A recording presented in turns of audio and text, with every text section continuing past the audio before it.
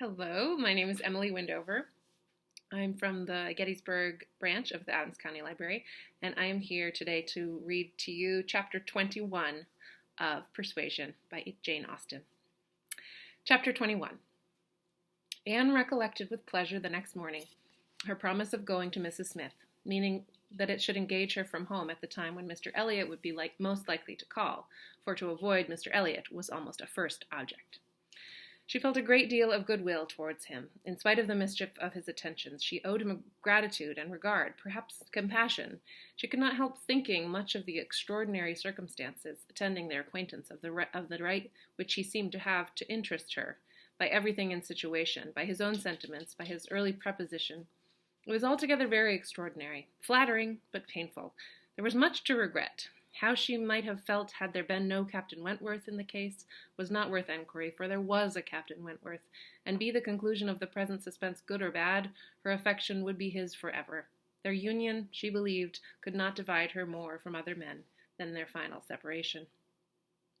Prettier musings of high-wrought love and eternal constancy could never have passed along the streets of Bath than Anne was sporting with from Camden Place to Westgate Buildings. It was almost enough to spread purification and perfume all the way. She was sure of a pleasant reception, and her friend seemed this morning particularly obliged to her for coming, seemed hardly to have expected her, though it had been an appointment. An account of the concert was immediately claimed, and Anne's recollections of the concert were quite happy enough to animate her features and make her rejoice to talk of it. All that she could tell, she told most gladly, but the all was little for one who had been there, and unsatisfactory for such an inquirer as Mrs. Smith, who had already heard, through the short-cut of a laundress and a waiter, rather more of the general success and produce of the evening than Anne could relate, and who now asked in vain for several particulars of the company. Everybody of any consequence or notoriety in Bath was well known by name to Mrs. Smith. "The little Durans were there, I conclude," said she, "with their mouths open to catch the music, like unfledged sparrows ready to be fed. They never miss a concert." "Yes, I did not see them myself, but I heard Mr. Elliot say they were in the room." "The Ibbotsons were there. Were they there? And the two new beauties, with the tall Irish officer who is talked of for one of them?" "I do not know. I do not think they were." "Old Lady Mary MacLean? I need not ask after her. She never misses, I know. And you must have seen her. She must have been in your own circle, for as you went with Lady Dalrymple, you were in the seats of grandeur, round the orchestra, of course." "Not that. No, that was what I dreaded. It would have been very unpleasant to me in every respect, but happily Lady Dalrymple always chooses to be farther off, and we were exceedingly well placed, that is, for hearing. I must not say for seeing, because I appear to have seen very little." "Oh, you saw enough for your own amusement, I can understand. There is a sort of domestic enjoyment to be known even in a crowd, and this you had. You were a large party in yourselves, and you wanted nothing beyond." "But I ought to have looked about more," said Anne, conscious while she spoke that there had been in fact no want of looking about, that the object had only been deficient. No, you were better employed. You need not tell me that you had a pleasant evening. I see it in your eye. I perfectly see how the hours passed, that you had always something agreeable to listen to. In the intervals of the concert, it was conversation." Anne half smiled and said, "Do you see that in my eye?" "Yes, I do. Your countenance perfectly informs me that you were in company last night with the person whom you think the most agreeable in the world, the person who interests you at this present time more than all the rest of the world put together." A blush overspread Anne's cheeks. She could say nothing. "And such being the case," continued Mrs. Smith after a short pause, "I hope you believe that I do know how to value your kindness in coming to me this morning. It is really very good of you to come and sit with me, when you must have so many pleasanter demands upon your time." Anne heard nothing of this. She was still in the astonishment and confusion excited by her friend's penetration, unable to imagine how any report of Captain Wentworth could have reached her, and after another short silence, "Pray," said Mrs. Smith, "is Mr. Elliot aware of your acquaintance with me? Does he know that I am in Bath?" "Mr. Elliot!" repeated Anne, looking up surprised. A moment's reflection showed her the mistake she had been under. She caught it instantaneously, and recovering her courage with the feeling of safety, soon added, more composedly, "Are you acquainted with Mr. Elliot?" "I have been a good deal acquainted with him," replied Mrs. Smith gravely, "but it seems worn out now. It is a great while since we met." I was not at all aware of this. You never mentioned it before. Had I known it, I would have had the pleasure of talking to him about you. To confess the truth, said Mrs. Smith, assuming her usual air of cheerfulness, that is exactly the pleasure I want you to have. I want you to talk about me to Mr. Elliot. I want your interest with him. He can be of essential service to me, and if you would have the goodness, my dear Miss Elliot, to make it an object to yourself, of course it is done. I should be extremely happy. I hope you cannot doubt my willingness to be of even the slightest use to you, replied Anne. But I suspect that you are considering me as having a higher claim on Mr. Elliot, a greater right to influence him than is really the case. I am sure you have, somehow or other, imbibed such a notion. You must consider me only as Mr. Elliot's relation. If in that light there is anything which you suppose his cousin might fairly ask of him, I beg you would not hesitate to employ me.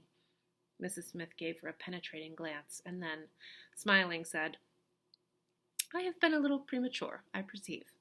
I beg your pardon. I ought to have waited for official information. But now, my dear Miss Elliot, as an old friend, do give me a hint as to when I may speak. Next week?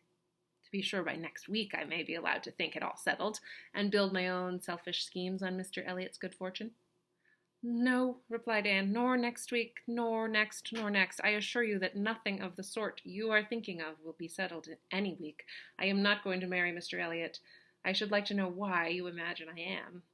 Mrs. Smith looked at her again, looked earnestly, smiled, shook her head, and exclaimed, Now, how I do wish I understood you.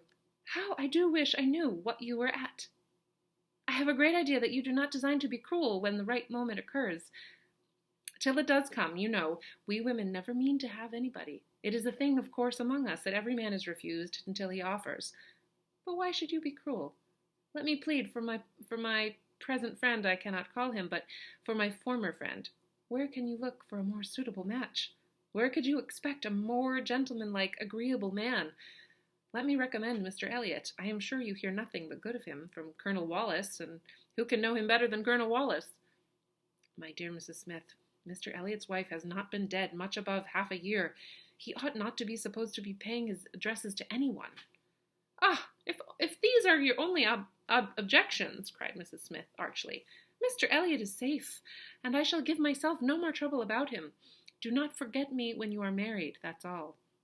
Let him know me to be a friend of yours, and then he will think little of the trouble required, which it is very natural for him now, with so many affairs and engagements of his own, to avoid and get rid of as he can. Very natural, perhaps. 99 out of 100 would do the same. Of course, he cannot be aware of the importance to me. Well, my dear Miss Elliot, I hope and trust you will be very happy. Mr. Elliot has sense to understand the value of such a woman. Your peace will not be shipwrecked as mine has been. You are safe in all worldly matters, and safe in his character.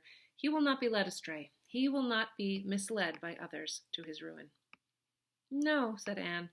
I can readily believe all of that, my cousin. He seems to have a calm, decided temper, not at all open to dangerous impressions. I consider him with great respect. I have no reason, from anything that has fallen within my observation, to do otherwise.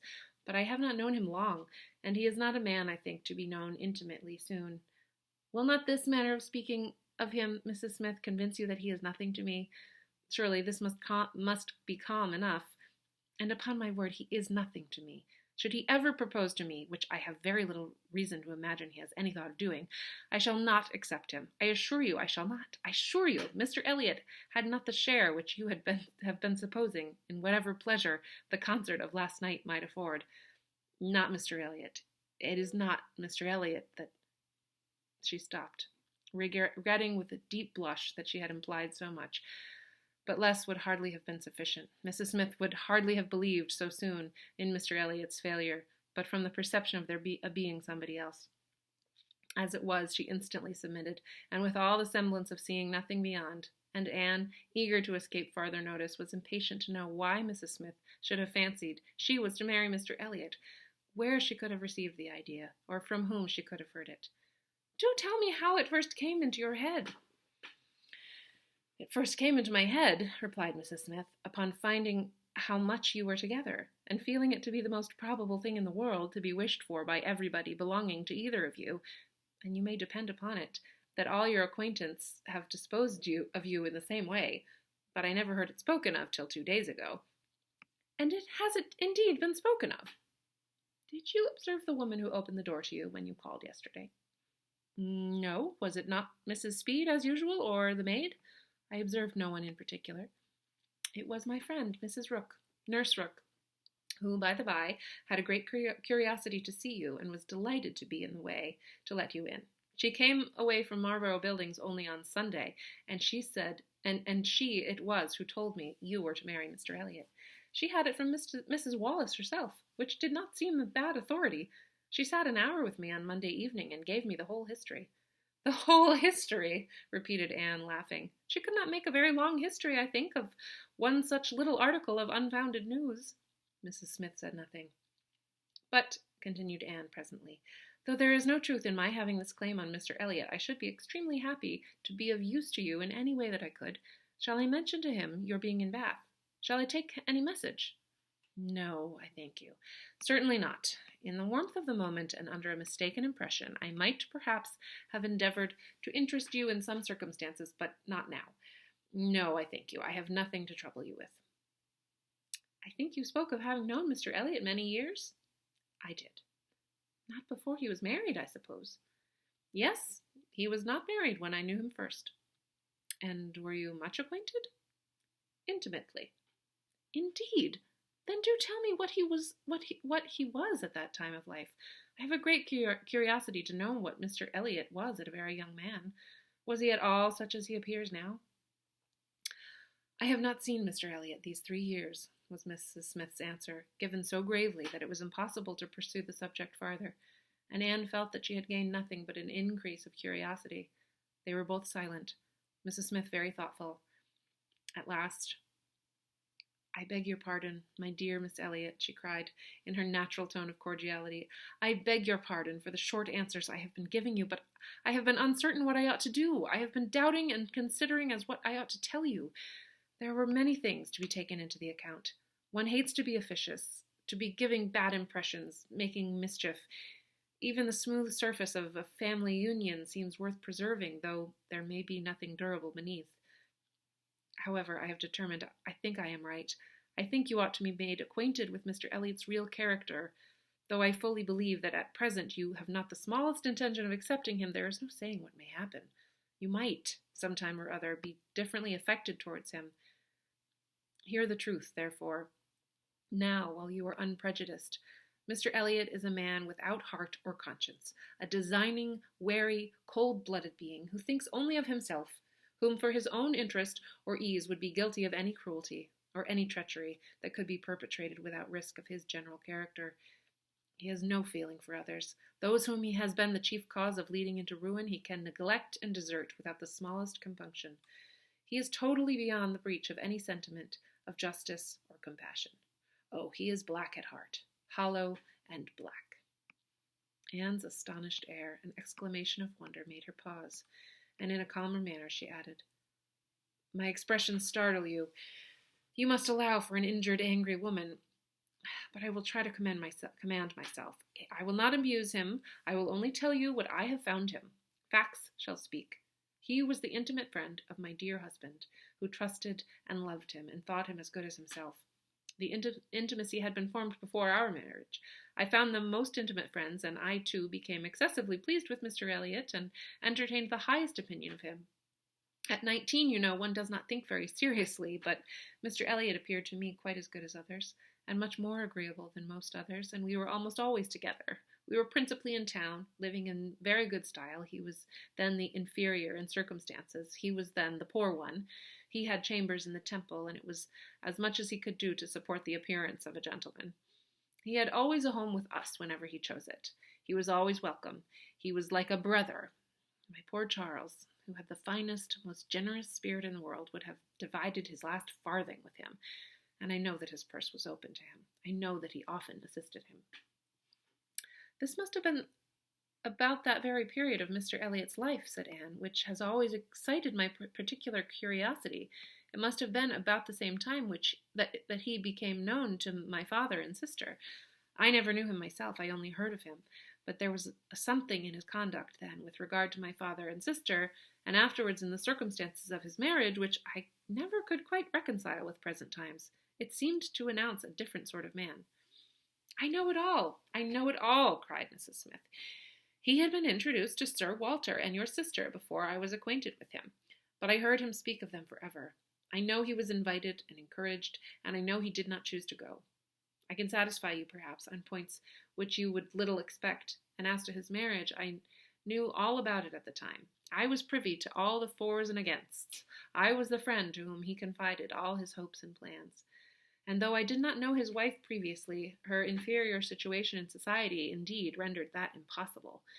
Yet I knew her all her life afterwards, or at least till within the last 2 years of her life, and can answer any question you may wish to put.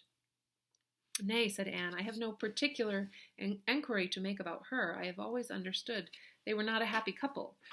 But I should like to know why, at that time of his life, he should slight my father's acquaintance as he did.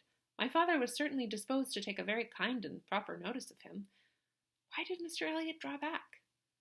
Mr. Elliot, replied Mrs. Smith, at that period of his life had one object in view, to make his fortune, and by a rather quicker process than the law. He was determined to make it by marriage. He was determined, at least, not to mar it by an imprudent marriage.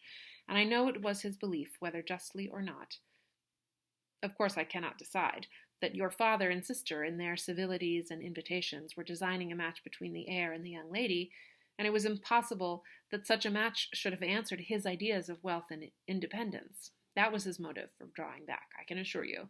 He told me the whole story. He had no concealments with me. It was curious that having just left you behind me in Bath, that my first and principal acquaintance on marrying should be your cousin, and that, through him, I should be continually hearing of your father and your sister. He described one Miss Elliot, and I thought very affectionately of the other.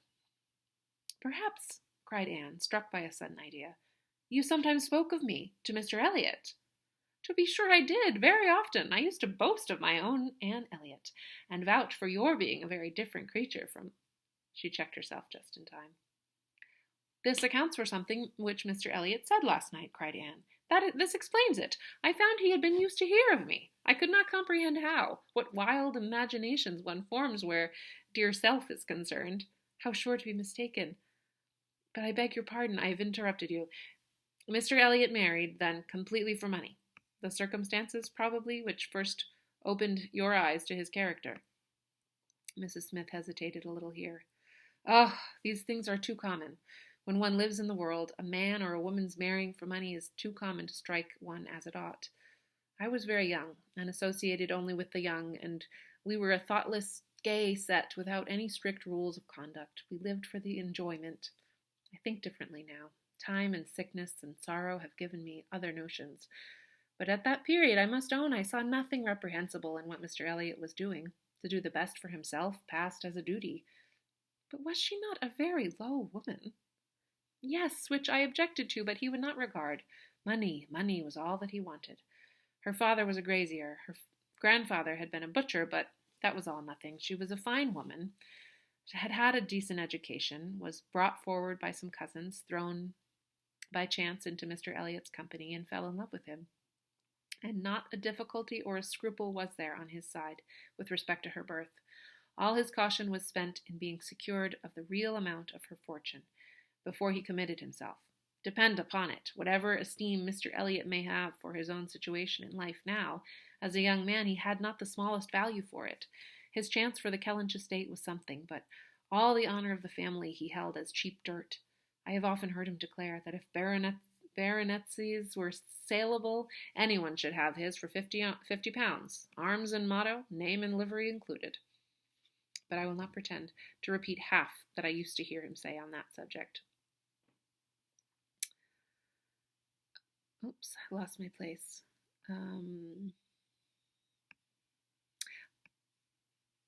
It would not be fair, and yet you ought to have proof. For what is all this but assertion? And you shall have proof. Indeed, my dear Mrs. Smith, I want none, cried Anne. You have asserted nothing contradictory to what Mr. Elliot appeared to be some years ago. This is all in confirmation, rather, of what we used to hear and believe. I am more curious to know why he should be so different now. But for my satisfaction, if you will have the goodness to ring for Mary, stay. I am sure you will have the still greater goodness of going yourself into my bedroom and bringing me the small inlaid box which you will find on the upper shelf of the closet. And Anne, seeing her friend to be earnestly bent on it, did as she was desired. The box was brought and placed before her, and Mrs. Smith, sighing over it as she unlocked it, said, "This is full of papers belonging to him. To my husband, a small portion only of what I had to look over when I lost him. The letter I am looking for was one written by Mr. Elliot to him before our marriage, and happened to be saved. Why, one can hardly imagine, but he was careless and immethodical, like other men, about those things, and when I came to examine his papers, I found it with the others, still more trivial, from different people scattered here and there, while many letters and memorandums of real importance had been destroyed. Here it is. I would not burn it, because, being even then very little satisfied with Mr. Elliot, I was determined to preserve every document of former intimacy. I have now another motive for being glad that I can produce it." This was the letter, directed to Charles Smith, Esquire, Tunbridge Wells, and dated from London as far back as July 1803. "Dear Smith, I have received yours. Your kindness almost overpowers me. I wish nature had made such hearts as yours more common, but I have lived 23 years in the world, and I have seen none like it. At present, believe me, I have no need of your services, being in cash again. Give me joy. I have got rid of Sir Walter and Miss. They are gone back to Kellynch, and almost made me swear to visit them this summer, but my first visit to Kellynch will be with a surveyor, to tell me how to bring it, with the best advantage, to the hammer. The baronet, nevertheless, is not unlikely to marry again. He is quite fool enough. If he does, however, they will leave me in peace, which may be a decent equivalent for the reversion. He is worse than last year. I wish I had any name but Elliot. I am sick of it. The name of Walter I can drop, thank God, and I desire you will never insult me with my second W again, meaning for the rest of my life to be only yours truly, William Elliot." Such a letter could not be read without putting Anne in a glow, and Mrs. Smith, observing the high color in her face, said, "The language, I know, is highly disrespectful. Though I have forgot the exact terms, I have a perfect impression of the general meaning. But it shows you the man. Mark his professions to my poor husband. Can anything be stronger?" Anne could not immediately get over the shock and mortification of finding such words applied to her father. She was obliged to recollect that her seeing the letter was a violation of the laws of honor, that no one ought to be judged or be known by such testimonies, that no private correspondence could bear the eye of others, before she could recover calmness enough to return the letter which she had been meditating over, and say, "Thank you. This is full of proof, undoubtedly, proof of everything you were saying, but why be acquainted with us now?" "I can explain this too," cried Mrs. Smith, smiling. "Can you really?" "Yes. I have shown you Mr. Elliot as he was a dozen years ago, and I will show you him as he is now. I cannot produce written proof again, but I can give as authentic oral testimony as you can desire, of what he is now wanting, and what he is now doing. He is no hypocrite now. He truly wants to marry you. His present attentions to your family are very sincere, quite from the heart. I will give you my authority, his friend Colonel Wallace." "Colonel Wallace? Are you acquainted with him?" "No, it does not come to me in so direct a line as that. It takes a bend or two, but nothing of consequence. The stream is as good as at first. The little rubbish it collects in the turnings is easily moved away. Mr. Elliot talks unreservedly to Colonel Wallace of his views on you, which said Colonel Wallace I imagine to be in himself a sensible, careful, discerning sort of character, but Colonel Wallace has a very pretty, silly wife, to whom he tells things which he had better not, and he repeats it all to her. She, in the overflowing spirits of her recovery, repeats it all to her nurse, and the nurse, knowing my acquaintance with you, very naturally brings it all to me. On Monday evening, my good friend Mrs. Rook let me thus much into the secrets of Marlborough Buildings. When I talked of the whole history, therefore, you see I was not romancing so much as you supposed." "My dear Mrs. Smith, your authority is deficient. This will not do. Mr. Elliot's having any views on me will not in the least account for the efforts he made towards a reconciliation with my father. That was all prior to my coming to Bath. I found them on the most friendly terms when I arrived." "I know you did. I know it all perfectly. But, indeed, Mrs. Smith, we must not expect to get real information in such a line. Facts or opinions which are to pass through the hands of so many, to be misconceived by folly in one and ignorance in another can hardly have much truth left. Only give me a hearing. You will soon be able to judge the general credit due by listening to some particulars which you can yourself immediately contradict or confirm. Nobody supposes that you were his first inducement. He had seen you, indeed, before he came to Bath, and admired you, but without knowing you to be you. So says my historian, at least. Is this true? Did he see you last summer or autumn, somewhere down in the west, to use her own words, without knowing it to be you? He certainly did. So far it is very true. At Lyme. I happened to be at Lyme. Well, continued Mrs. Smith triumphantly, grant my friend the credit due to the establishment of the first point asserted. He saw you then at Lyme, and liked you so well to be exceedingly pleased to meet with you again in Camden Place, as Miss Anne Elliot, and from that moment, I have no doubt, had a double motive in his visits there. But there was another, and an earlier, which I will now explain. If there is anything in my story which you know to be either false or improbable, stop me. My account states that your sister's friend, the lady now staying with you, whom I have heard you mention, came to Bath with Miss Elliot and Sir Walter as long ago as September, in short, when they first came themselves, and has been staying there ever since. That she is a clever, insinuating, handsome woman, poor and plausible, and altogether such in situation and manner as to give the general idea among Sir Walter's acquaintance of her meaning to be Lady Elliot, and as general a surprise that Miss Elliot should be apparently blind to the danger. Here Mrs. Smith paused a moment, but Anne had not a word to say, and she continued. This was the light in which it appeared to those who knew the family, long before you returned to it, and Colonel Wallis had his eye upon your father enough to be sensible of it, though he did not then visit in Camden Place, but his regard for Mr. Elliot gave him an interest in watching all that was going on there, and when Mr. Elliot came to Bath for a day or two, as he happened to do a little before Christmas, Colonel Wallis made him acquainted with the appearance of things, and the reports beginning to prevail. Now, you are to understand that time had worked a very material change in Mr. Elliot's opinions as to the value of the baronetcy. Upon all points of blood and connection, he is a completely altered man. Having long had as much money as he could spend, nothing to wish for on the side of avarice or indulgence, he has been gradually learning to pin his happiness upon the consequence he is heir to. I thought it coming on before our acquaintance ceased, but it is now a confirmed feeling. He cannot bear the idea of not being Sir William. You may guess, therefore, that the news he heard from his friend could not be very agreeable, and you may guess what it produced, the resolution of coming to Bath as soon as possible, and of fixing himself here for a time, with the view of renewing his former acquaintance, and recovering such footing in the family as might give him the means of ascertaining the degree of his danger, and of circumventing the lady if he found it material. This was agreed upon between the two friends as the only thing to be done, and Colonel Wallis was to assist in every way that he could. He was to be introduced, and Mrs. Wallis was to be introduced, and everybody was to be introduced.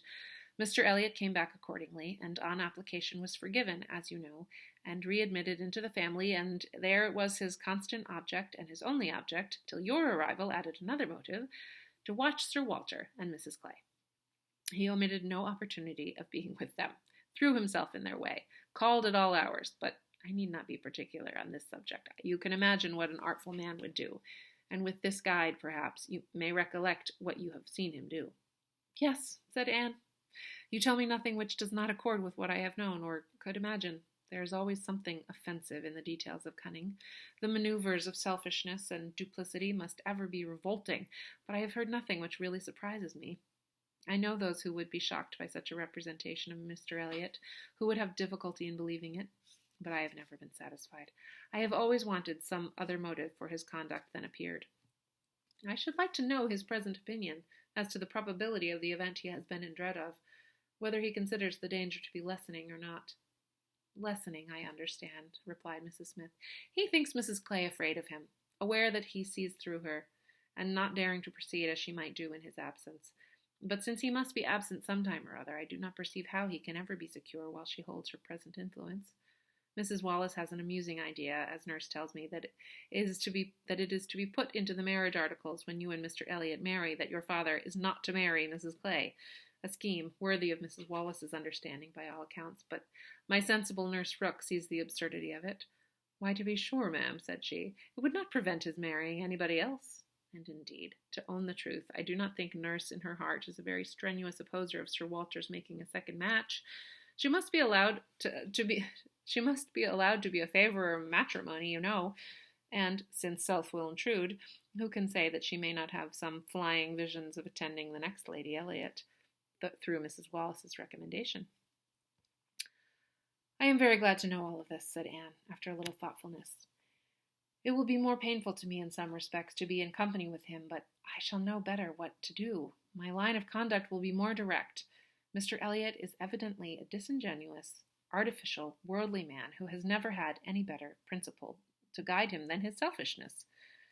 But Mr. Elliot was not done with. Mrs. Smith had been carried away from her first direction, and Anne had forgotten, in the interest of her own family concerns, how much had been originally implied against him. But her attention was now called to the explanation of those first hints, and she listened to a recital which, if it did not perfectly justify the unqualified bitterness of Mrs. Smith, proved him to have been very unfeeling in his conduct towards her, very deficient both in justice and compassion. She learned that the intimacy between them, continuing unimpaired by Mr. Elliot's marriage, they had been, as before, always together, and Mr. Elliot had led his friend into expenses much beyond his fortune. Mrs. Smith did not want to take a blame to herself, and was most tender of throwing any on her husband, but Anne could collect that their income had never been equal to their style of living, and that from the first there had been a great deal of general and joint extravagance. From his wife's account of him, she could discern Mr. Smith to have been a man of warm feelings, easy temper, careless habits, and not strong understanding, much more amiable than his friend, and very unlike him, led by him, and probably despised by him. Mr. Elliot, raised by his marriage to great affluence, and disposed to every gratification of pleasure and vanity which could be commanded without involving himself, for with all his self-indulgence he had become a prudent man, and beginning to be rich, just as his friend ought to have found himself to be poor, seemed to have no concern at all for that friend's probable finances, but on the contrary had been prompting and encouraging expenses which could only end in ruin, and the Smiths accordingly had been ruined. The husband had died just in time to be spared the full knowledge of it. They had previously known embarrassments enough to try the friendship of their friends, and to prove that Mr. Elliot's had better not be tried, but it was not till his death that the wretched state of his affairs was fully known.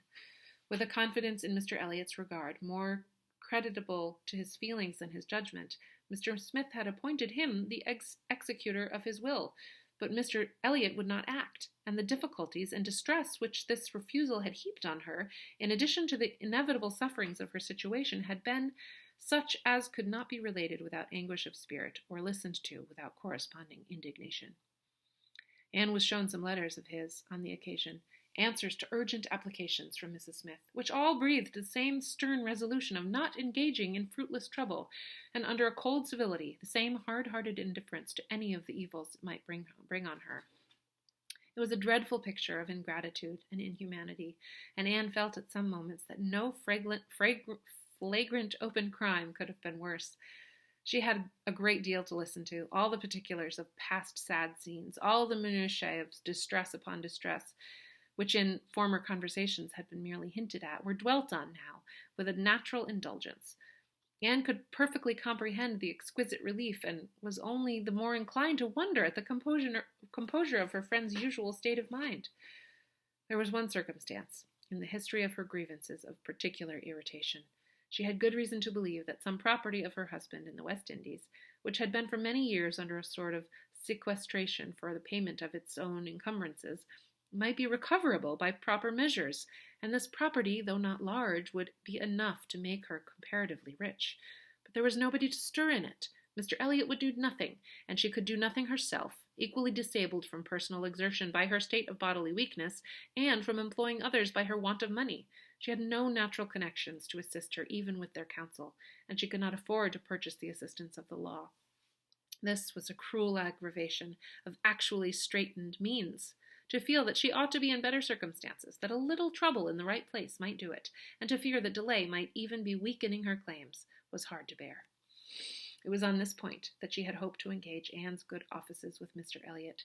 She had previously, in the anticipation of their marriage, been very apprehensive of losing her friend by it, but on being assured that he could have made no attempt of that nature, since he did not even know her to be in Bath, it immediately occurred that something might be done in her favor by the influence of the woman he loved, and she had been hastily preparing to interest Anne's feelings as far as the observances due to Mr. Elliot's character would allow, when Anne's refutation of the supposed engagement, changing the face of everything, and while it took from her the new-formed hope of succeeding in the object of her first anxiety, left her at least the comfort of telling the whole story her own way. After listening to this full description of Mr. Elliot, Anne could not but express some surprise at Mrs. Smith's having spoken of him so favorably in the beginning of their conversation. She had seemed to recommend him and praise him. "My dear," was Mrs. Smith's reply, "there was nothing else to be done. I considered your marrying him as certain, though he might not yet have made the offer, and I could no more speak the truth of him than if he had been your husband. My heart bled for you as I talked of happiness, and yet he is sensible, he is agreeable, and with such a woman as you, it was not absolutely hopeless. He was very unkind to his first wife. They were wretched together, but she was too ignorant and giddy for respect, and he had never loved her. I was willing to hope that you must fare better." Anne could just acknowledge within herself such a possibility of having been induced to marry him as made her shudder at the idea of the misery which must have followed. It was just possible that she might have been persuaded by Lady Russell, and under such a supposition, which would have been most miserable when time had disclosed all. Too late? It was very desirable that Lady Russell should no longer be deceived, and one of the concluding arrangements of this important conference, which carried them through the greater part of the morning, was that Anne had full liberty to communicate to her friend everything relative to Mrs. Smith in which his conduct was involved. And that is chapter 21. Thank you.